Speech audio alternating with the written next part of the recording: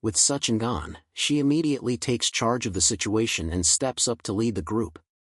There's a lot of rats around them, and she has never controlled so many at once.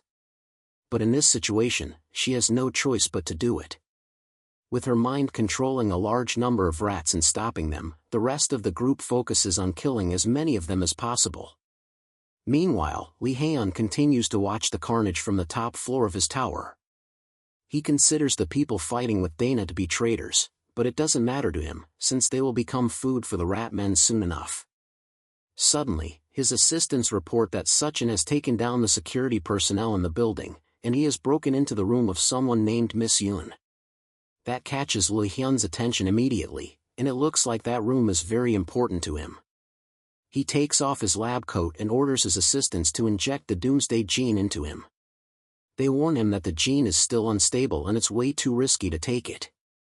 But the scientist doesn't care.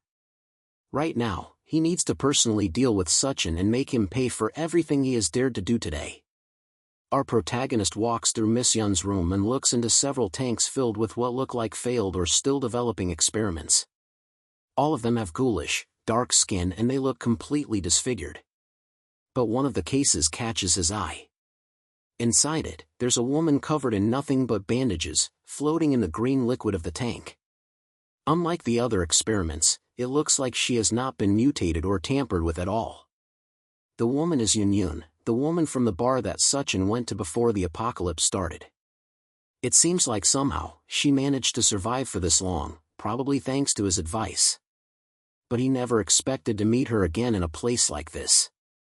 He doesn't have time to think about it though, and right now, he needs to focus on saving her. He winds up his fist and punches the glass, shattering it in one hit.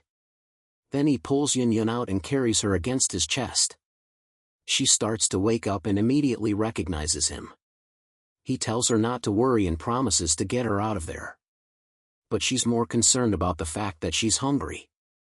Their reunion is cut short by a raspy voice screaming for him to let her go. Then, in an instant, an ice arrow shoots out at him, aimed straight at his head. He manages to catch it in time while still holding on to Yun. Lun steps out of the shadows and yells again for him to get his hands off of Yun. According to him, that's the woman he chose, and Suchin touching her makes him extremely angry.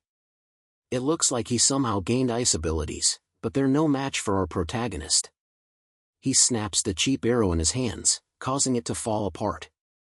Then he asks Lee Hyun if he chooses women as if he's shopping for merchandise. He can't just decide to own someone out of nowhere and then decide to keep them without consent. The scientist tells him that they are in the apocalypse, and in this new world, ordinary people are just ants. But someone like him, who holds the power of evolution, will be able to rule the world. As far as he's concerned, to be his woman is her honor. That little speech just convinces Suchin that he's as much of a lunatic as the rumors say. Yun desperately clings to our protagonist and begs him not to leave. She's scared of the situation she's been put in, and Suchin has already come to save her.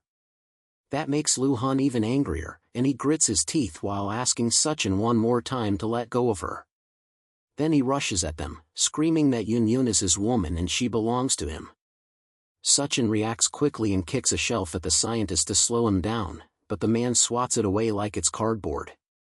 But in that brief second he spent defending himself, Yun jumps up and kisses Suchin on the lips as a reward for saving her. She tells him that she's still mad at him for leaving her hanging last time, and she's only taking what he owes her. But that used up the last bit of energy she had, and she collapses on his shoulder in an instant and passes out. That finally sets Lee Hyun over the edge, and he hunches over in anger while gritting his teeth. This is the worst betrayal he has ever felt, and the anger causes him to lose control of his mind.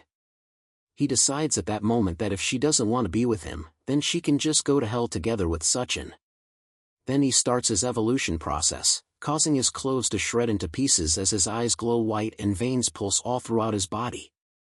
Then his skin starts to grow dark, and his teeth sharpen and grow until they become fangs.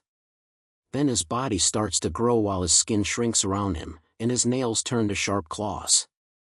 By the time he's done with his mutation, he is turned into a vicious-looking half-man, half-rat. Then he promises Suchin that he will show the true power of a god.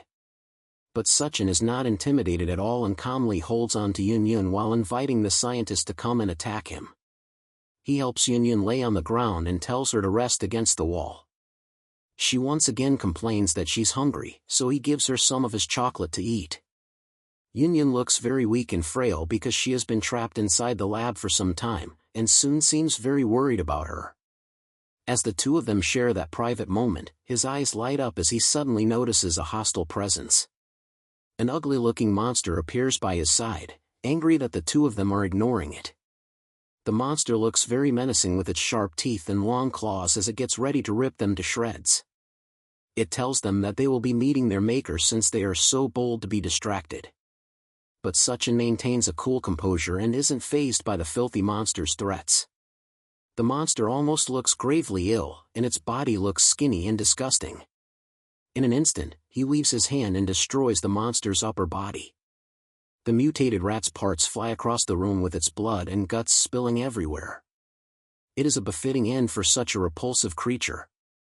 As the blood splatters everywhere, Suchin is disappointed and asks if that is all the monster has. The look on his face shows that he is expecting more of a challenge. But the monster clearly isn't ready for Suchin's overwhelming strength. Meanwhile, Yun finishes off the chocolate, and she asks him if the people downstairs are his friends. As she looks through the window from the corner of her eye, Suchin confirms that they are his friends. She grabs a chair and says that she is going to repay him for everything he has done. It is only fair considering the fact that he also saved her life. Yun throws the chair at the window and shatters it, then prepares to jump down to the bottom floor to save Suchin's friends. She gives Suchin one last good look and tells him that Lu Huan isn't so easy to kill, and that he needs to be careful. After that, she jumps out of the window, slowly increasing in size.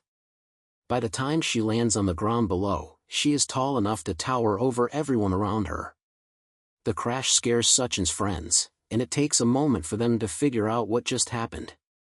Dana and the others turn in surprise to see the huge woman, who cries about the fact that she landed right on her butt. The bunny girl barely believes what she is seeing, while Tiana just realizes that it's a giant woman who crashed the party.